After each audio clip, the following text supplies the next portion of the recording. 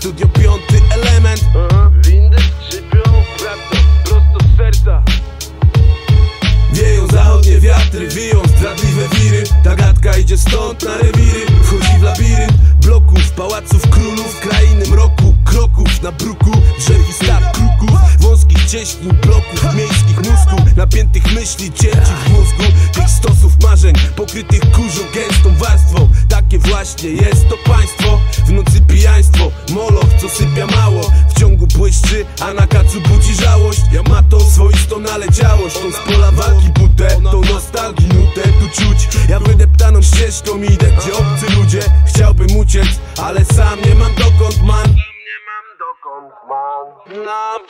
Sam nie mam dokąd. A co oprócz tego? Coraz więcej pytań dlaczego, coraz więcej złego, no i mniej dobrego tak na oko. A poza tym spoko, cały czas wiara lubi ćpać i się zdradzać i nie wybaczać.